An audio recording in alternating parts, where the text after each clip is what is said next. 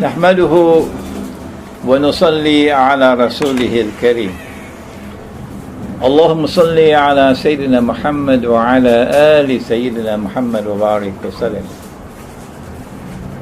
I send my love and my salams to you, the Muslim community of Singapore. I first visited you in 1988. That's right, as long ago as 1988. I was invited to attend a conference here in Kuala Lumpur in Malaysia on the Hajj. And because my teacher of blessed memory, Maulana Fadlur Rahman Ansari, Rahimahullah, had such close ties with Singapore. He lived in Singapore for 1 year of his life. And because his teacher, Maulana Abdul Alim Siddiqui, Rahimahullah, visited Singapore countless times. In fact, there was a masjid built in Singapore named Masjid Abdul Alim Siddiqui, Rahimahullah. And because I was a student of Maulana Ansari, there was this great longing in my heart to visit Singapore. And I got an invitation after the conference was over to come to Singapore. I went and I spent a week with you at that time. I remember it was the Eid al-Adha time in Singapore. And I met the grandsons of those who had worked with Maulana Abdul Alim Siddiqui. Many of them have now passed away to Allah's mercy. But I loved Singapore, and I loved the Muslim community of Singapore. And they were so loving to me and friendly to me. Since 1988, I was visiting Singapore nearly every year from New York, where I was based. And by Allah's kindness and Allah's grace, I had become one of the most popular speakers on Islam in Singapore. And whenever I lectured, there used to be capacity audiences listening in. And then came 9/11. And after 9/11, when I visited Singapore, there was no hall that we could choose for a lecture that would be big enough, because the number of people who were coming to listen to me was so large that there were people outside who waited and could not get in the halls. That was the hunger in Singapore for knowledge.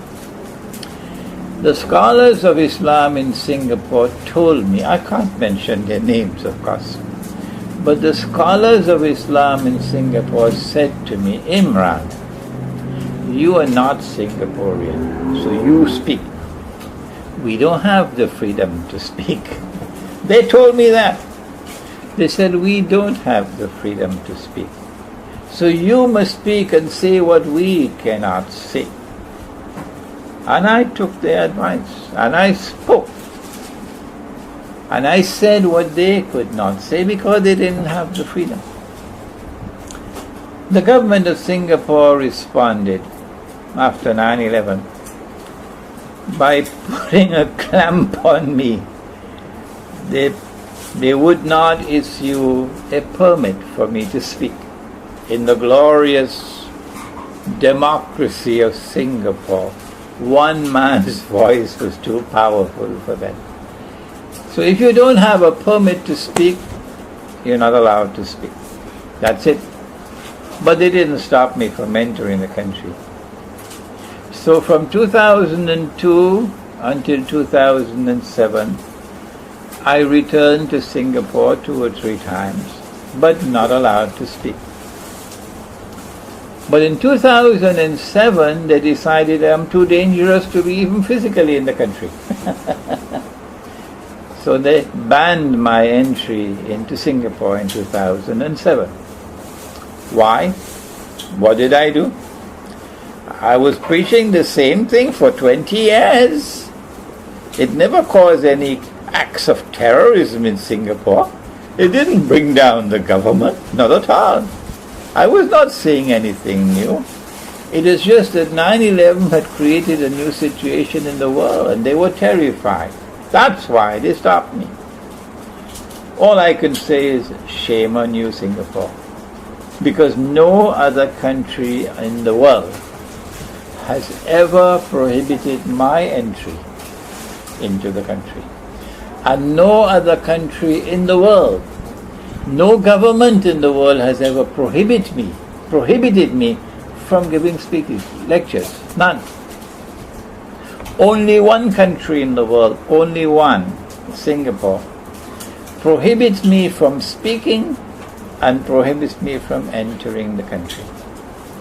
It is precisely because the Muslims of Singapore are starved for free expression of views.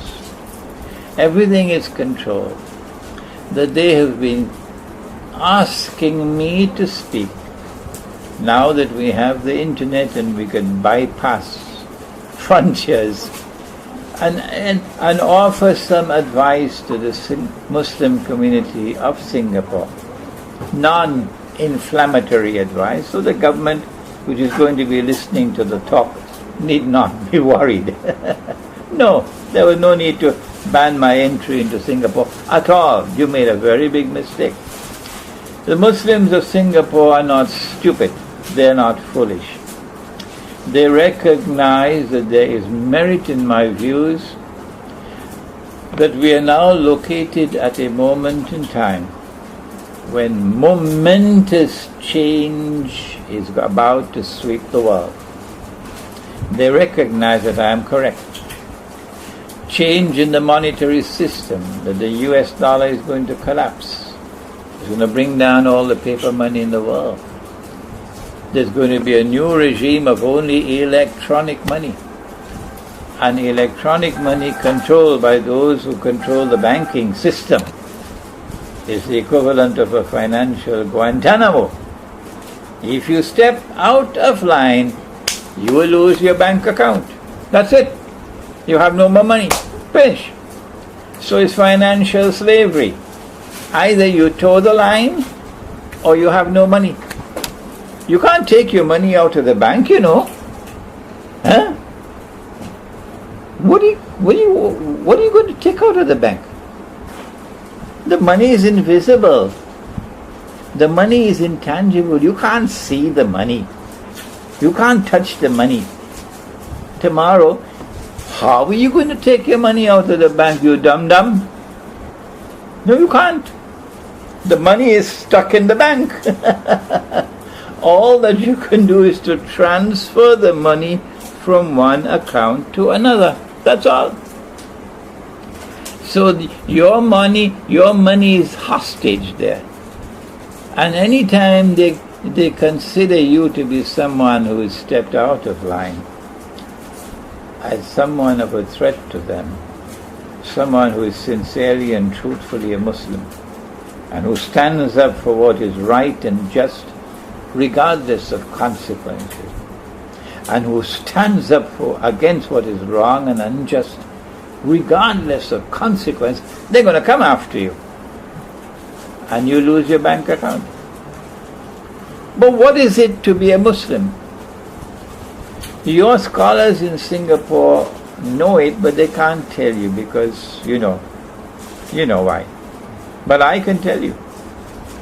Allah's command in the Quran, when He created this ummah of people who follow Muhammad alayhi salatu wasalam, is that you are a people who engage in amar bil ma'ruf and nahi anil munkar.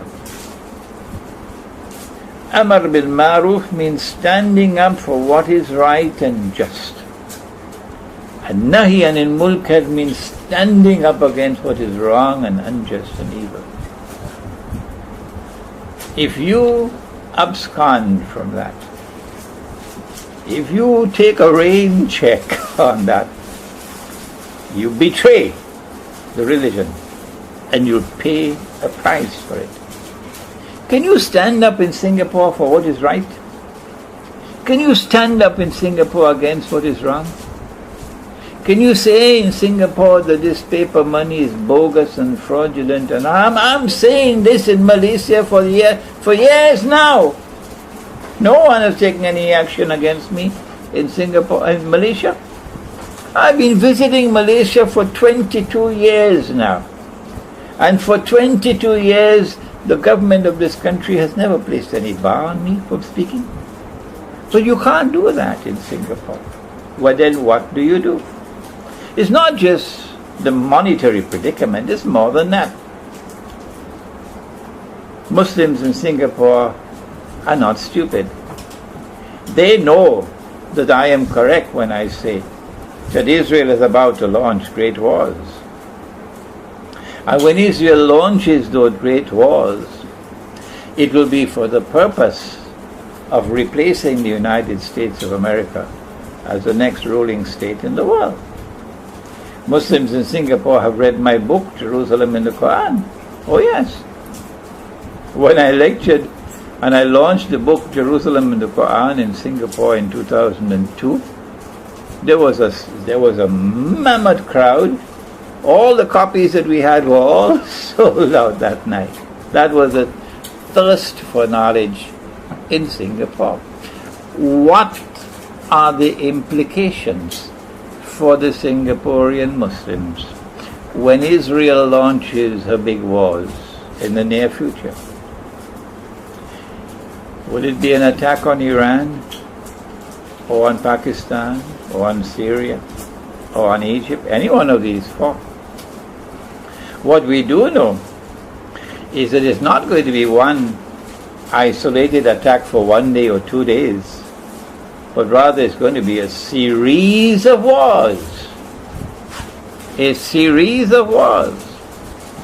And those who have been studying ilmu akhirul zaman, or Islamic eschatology, as I have been for, 15, 20 years now or more, we know that this series of wars is going to culminate with the malhama, of which the Prophet ﷺ spoke. The Great War, the malhama, the Christians call it Armageddon, but the Prophet ﷺ called it the malhama, which is going to make the First World War and the Second World War look like a fight over peanuts. Well, let me tell you, my dear Muslim brothers and sisters in Singapore, for whom I have so much love. I have so many students in Singapore, Let me tell you that once Israel comes out from behind the curtains and starts these great wars against Muslims, the first implication is there's going to be tremendous anger in the Muslim community of Southeast Asia. That anger is going to explode, and no government in this region will be able to control it. No sir. No sir. No government will be able to control it. That anger will be so great that it will be perilous for Singapore, because the government of Singapore, I think they now recognize that they were foolish in becoming so close to Israel that they got the name of Little Israel. It was foolish. If you've forgotten geography, has the government of Singapore forgotten geography? Look at where Singapore is located. Look at the size of Singapore. Look all around Singapore and you see a sea of Islam. How are you going to survive when there's tremendous anger all around the little island? You can't buy that. No amount of bribery, no amount of pulling the coattails of governments are going to help you at that time, because no government will be able to control it. Forget it. Yes, it's going to be perilous for Singapore. Singaporeans, for example, who travel in the region would have a security problem. I don't need to speak more than that. Just enough. Those are enough words for you. You have a security problem. How should the Muslim community of Singapore respond? My answer to you is, Alam takun ardullahi wasi'a fatuhajiru fiha. Is Allah's earth not wide? Is Allah's earth not wide that you can make hijrah? There are Muslims in Singapore who are happy to be there.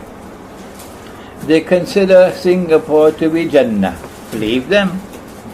Leave them where they are. Whoever they may be, leave them where they are. If that's where you're happy, then that's where you stay. But not all are fools.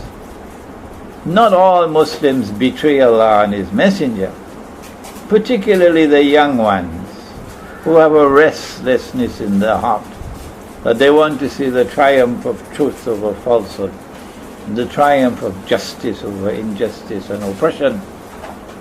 The young ones who have knowledge and they want to be good Muslims, these are not going to say, we're comfortable, we're going to stay where we are. No.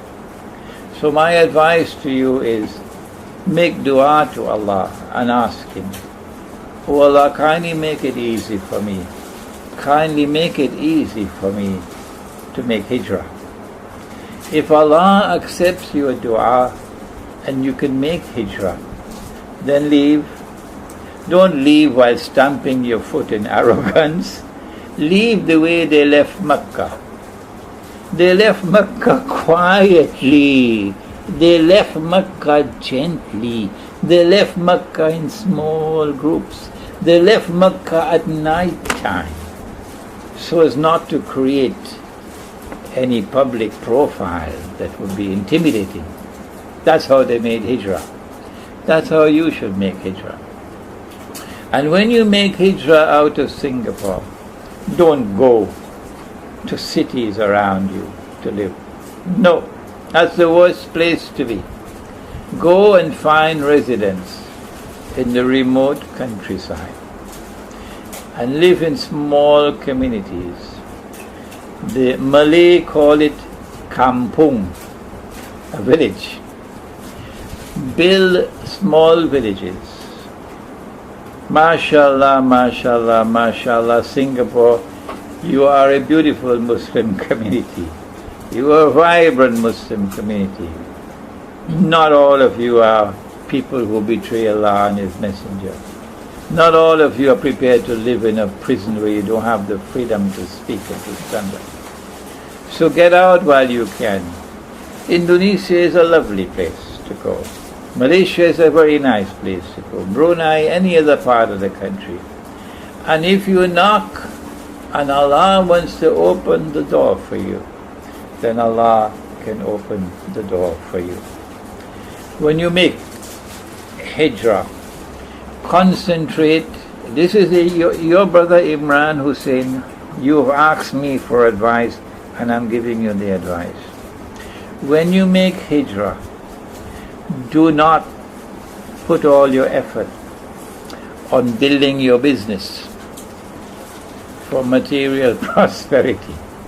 No. When you make hijrah, put your first foot forward in producing your own food, your own milk, your own meat, and feed your babies, feed your children with proper food, not with the garbage that comes from the supermarkets. That food is being corrupted. There is fasad in the world. One of the forms of fasad is agricultural fasad. There's the other one, the sexual fasad, with homosexuality all around us, lesbianism all around us. You go into a shopping mall and the women are more naked than they're covered. All of these are forms of fasad. But we are concerned with agricultural fasad. So take your children out and go to kampung and produce your own food, not genetically modified food. No. Not food produced with chemical fertilizers. No. Produce good food, healthy food, and feed your children with healthy food. Live as a community, a united community. Stay away from sectarianism, that I belong to this sect, I'm the Barelvi, and I'm the Deobandi, and I'm the this, and I'm the that, and I'm the Salafi. Maulana Fadlur Rahman Ansari, rahimahullah, my teacher, used to say, I am not Deobandi, I'm not Barelvi, I'm not Ahle Hadith, I'm not Wahhabi, I'm Muslim. Those were his words. You like it, alhamdulillah. You don't like it, that's your problem. Those were his words. Identify yourself as a Muslim and come together and live as one united community. How can you be united? Only the Quran and the Prophet ﷺ can unite us, nothing else. So your community must be built on the Quran and the Sunnah of the Prophet ﷺ. Maulana Ansari wrote The Quranic Foundations and Structure of Muslim Society, in which he classified the guidance coming out of the Quran. That is the book, that's the manual that you need. If you want to establish Islam in your kampung, in the remote countryside, follow that book. He'll tell you how to establish Islam in the countryside. I pray that Allah subhanahu wa ta'ala may open a way for you, the Muslim community of Singapore, those of you who recognize the danger that is just around the corner, and who have had the good sense to call upon me and ask me to offer advice. Don't sit there in Singapore waiting for it to happen. When a Singaporean traveling outside of Singapore, anywhere in this region, his life will be in danger. His life will be in danger. Don't wait for that to happen. Get out now before it is too late. Make the niyat for hijrah. And may Allah open a way for you, my dear brothers and sisters in Singapore, for whom I have so much love and memories, such beautiful memories over the years of the many times I visited Singapore and enjoyed your Chinese halal food. Assalamu'alaikum warahmatullahi wabarokaatuh.